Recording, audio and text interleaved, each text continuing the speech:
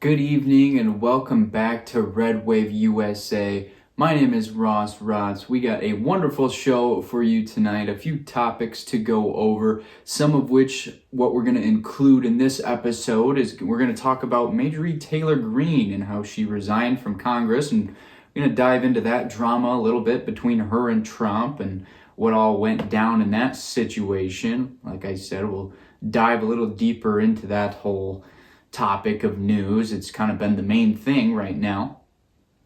We're also going to get into what happened a few days ago, and this is between Elissa Slotkin being one of the main members or contributors to this.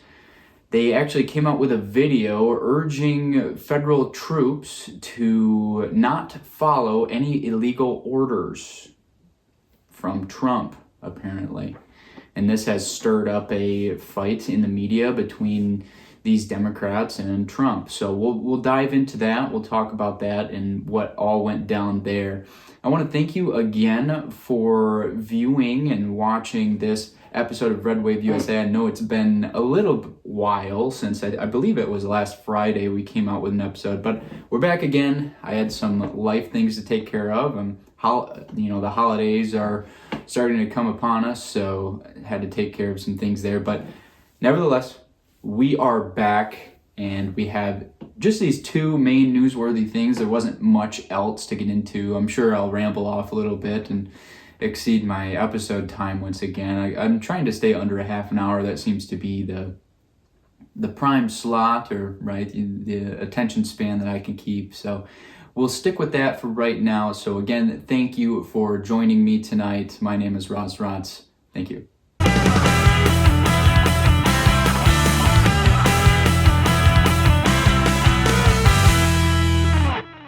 Tuesday, November 25th. Can you believe November has flown by like this? We are just 2 days away from Thanksgiving. I really can't believe it. And then Christmas is right around the corner, and all of a sudden there's going to be snow on the ground.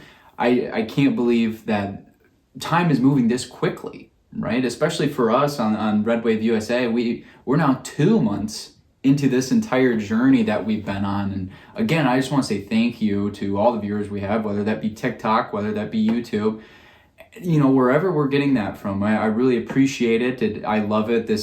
I love what I do here, basically. I love talking to you, the viewer. I love having civil debates in my comment sections, right? We try and keep those civil. Sometimes it doesn't always pan out that they are civil, but nevertheless, I enjoy doing this a lot, and I hope to keep doing this. I hope to keep these episodes coming to you. So thank you again for viewing. But today, we're going to get down to our topics. The first of which we're going to talk about is this whole kind of thing with Marjorie Taylor Greene, right? So obviously there was some controversy between her and Trump, right? And Marjorie Taylor Greene had started out where she had started to slowly go down this America First policy. But there's a lot of things that this whole America First thing really encompasses. And one of them seems to be in this America First policy is really criticizing Trump. And I understand. The main thing that she was criticizing him on was the H-1B visas and the 600,000 Chinese, H-1B visas that Trump approved, right? And I agree on that. I believe that we have the skilled workers here in America, and they should be given that opportunity to perform those highly skilled jobs, right? Instead of bringing in people from other countries to do those jobs for us. We have the skilled individuals in this country to perform those jobs. And Trump didn't seem to agree on that, And again, this is what I love about the Republican Party is we can sit here and be critical of one another, and it's okay. You don't see this from the left. You don't see on the left where they are criticizing their own leaders, their own legislators, let alone their own social media people, right? They all fall into line. And granted, that could be a positive to them. They're passing a lot of legislation that way by all kind of herding in as sheep and following one another. But, this is why we're different. We have different ideas throughout our party, and we come together and make the better decision, But anyways, back to this MTG deal. So Trump actually came out with a statement where he completely withdrew all support for MTG, and he would not be supporting her again in any primary campaign that she was to run in, and he doesn't support her in Congress anymore. It was a big social media battle, rather, and it's kind of a shame. I really liked MTG. I was a big supporter of her, and even when she started going into these America First policies, we should be able to do that as Republicans. We should be able to bring up different areas of policy and talk about it. That should be okay. Trump is really putting forth the my way or the highway type of politics. Again, the whole Democratic strategy. And while I agree we do need to unite to pass legislation, I think free-flowing ideas is what makes up our democracy. But as of right now, MTG is expected to fully resign as of January 5th of 2026.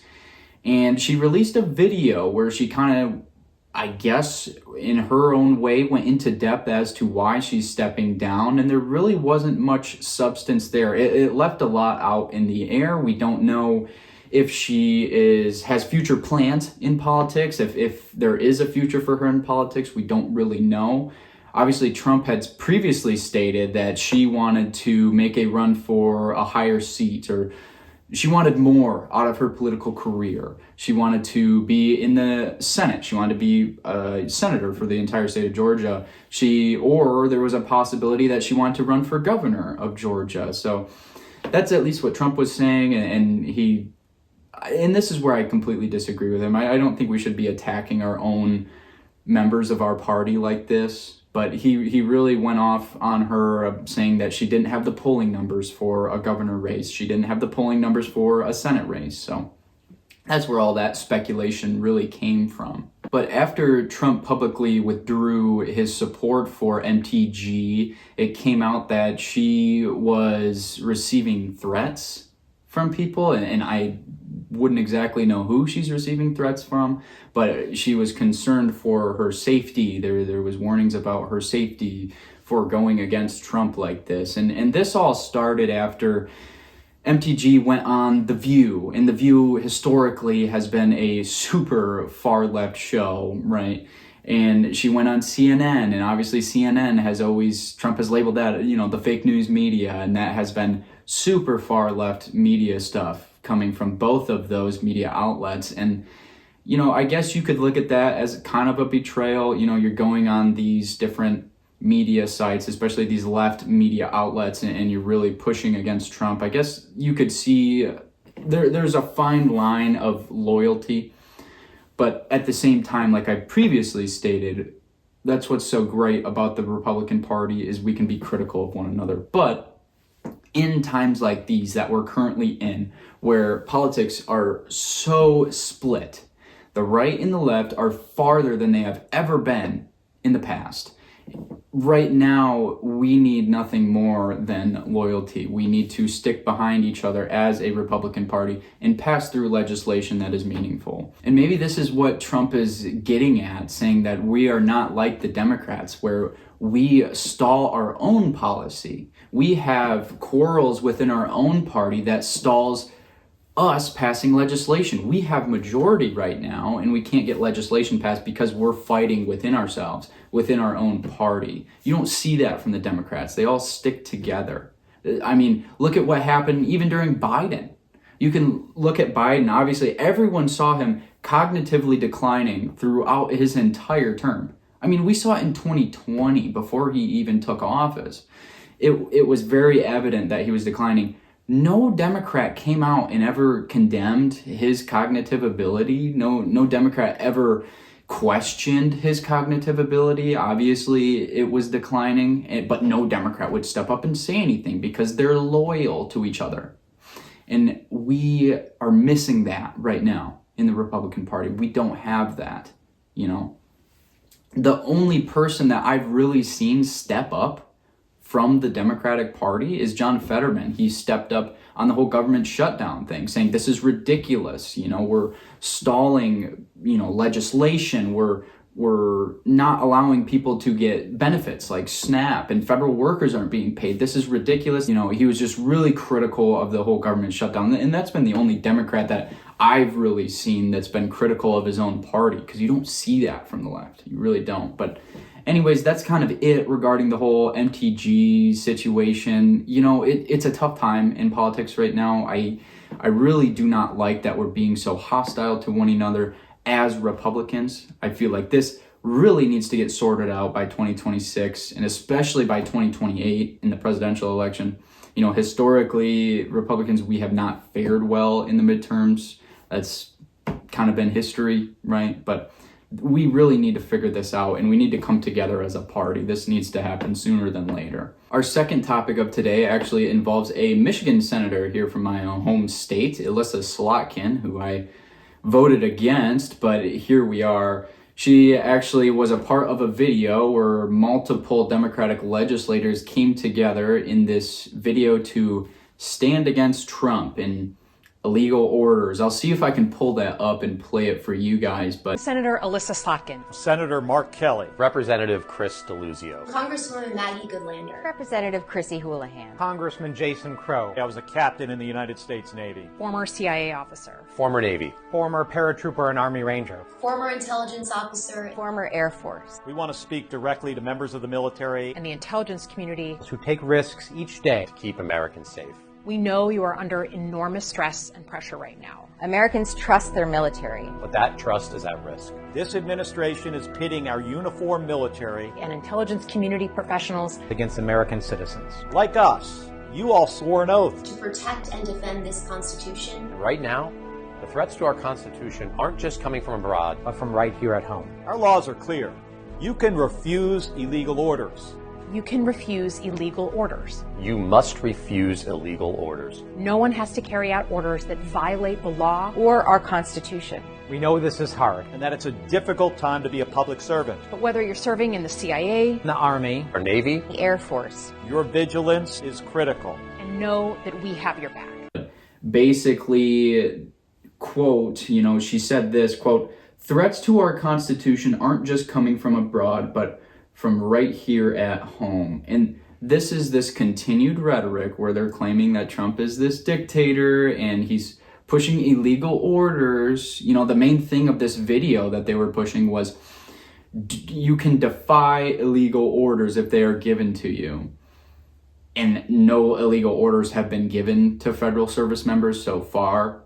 But this is them just kind of trying to spew more conspiracy. And, it's really dangerous. If you're confusing federal service members and telling them not to follow certain orders, this is going to put our federal service members in danger. And I don't think she realized what she was doing with this statement. I understand she does now. She kind of backtracked a little bit. She came out and said, no, there have been no illegal orders given to federal service members yet, right? She threw the yet in there. But she completely backtracked her statement in a sense. But anyways, and before I explain Trump's response here, and I'll come out and say I completely condemn it. I don't like this from Trump whatsoever. I believe this is exactly what we've been fighting against, But Trump came out and said that this was seditious and the penalty of sedition is death. And this is just ridiculous. But again, we have to take into account that Trump is a New Yorker, and New Yorkers are often very literal with the way they say things, right? And that's exactly where this comes from. This is the New Yorker side of Trump. But again, this penalty of death thing, this should never, ever be brought up in politics at all. So this is exactly what we've been fighting against. Charlie Kirk has been taken to political violence. We saw the ICE shooting. We've seen so many things of political violence. And granted, most of them from the left in recent instances, especially the shooting on Trump, the multiple shootings on Trump. We have been fighting political violence for the past 2 years now, at least where it's been rising. And for Trump to come out and say something like this, it is the wrong time. And granted, there never is a time to come out and say things like this. So absolutely, I will completely condemn Trump for this statement that he said towards Elissa Slotkin and the seditious six, as he calls them. As of right now, today's update comes out and says that there's an FBI investigation going into this seditious six, as Trump calls them. But again, this is something I just simply can't stand with Trump on. Granted, I do stand with Trump on a lot of policy, but things like this and media grabs and attention grabs like this is just something that I can't stand with. And I've seen many of my fellow Republican media members come out and say the same thing. You know, we've been fighting this political violence from the left, and now we're calling for the same thing. I mean, it's ridiculous. But here I am, as a member, as a Trump voter, as a Republican member, I'm coming out and I'm condemning this action by Trump. I believe this statement should not have been said by President Trump. And this is where we're different. This is where Republicans and Democrats are different. We will condemn our wrongs. We will right our wrongs. Maybe Trump won't, but Republicans will come out and say that, yes, this was wrong. I condemn this action, this statement. You don't see that from the left.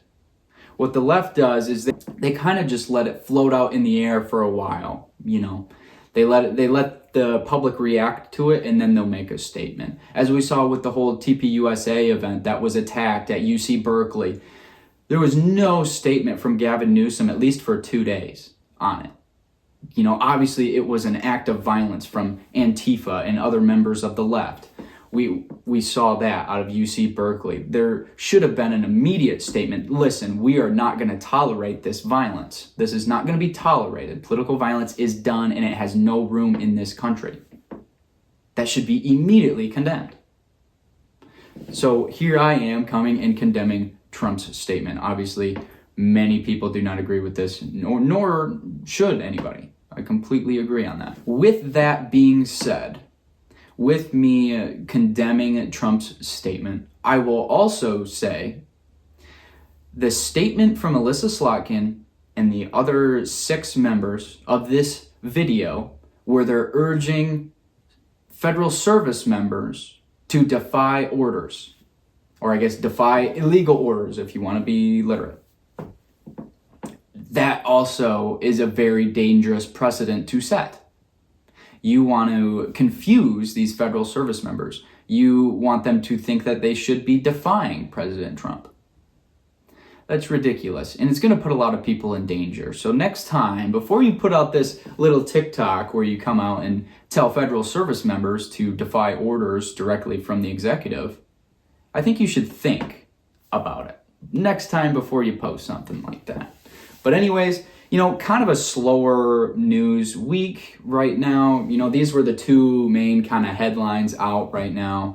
But I just wanted to cover those and get another episode out. I know it's been a while, and I don't know if I'll get around to posting another one this week. Obviously, we have Thanksgiving in 2 days now, so holidays are going to be spent with the family rather than, you know, on Republican talk show, right, on Red Wave USA. But we might get something out. I don't really know yet. It depends on my plans and what I have going on, but I'll be sure to let you guys know on my plans for uploading this week. But again, that will do it for Red Wave USA today. And you know how I end every single episode. Every single episode, the ending is exactly the same. I urge all conservatives, all Republicans, no matter your stance, no matter if you're the America First Republicans or you're the old-style GOP, you're the MAGA, whatever you are, continue to stay proud, to hold your values that you do as a conservative, as a Republican. As I said in my last episode, conservative values continue to be under attack, whether that be any facet of conservative values. We need to stay proud and make sure that these conservative values are still being pushed in youth, throughout whatever age that be. We need to continue to bring conservative views to the light. And that's exactly what I'm doing here on Red Wave USA. That was the whole reason for starting this show. But anyways, I want to wish you all a very happy Thanksgiving. Enjoy some good food, some good football, and enjoy spending time with your family, because that's what it's really all about right now. Everyone needs to come together and have some good family time, regardless of politics. You know, you see the videos and the memes and videos or whatever. When I start talking about politics at Thanksgiving, things are going to get heated, you know, but enjoy your family, because sometimes that's all you have in life is your family and the support that they have for you. So don't take that for granted. But anyways, enjoy your Thanksgiving. Enjoy the holidays. Enjoy Black Friday shopping. That's directly after. So anyways, I'll stop rambling now. Conservatives, continue to stay proud. And that is it from Red Wave USA. Happy Thanksgiving and have a wonderful week.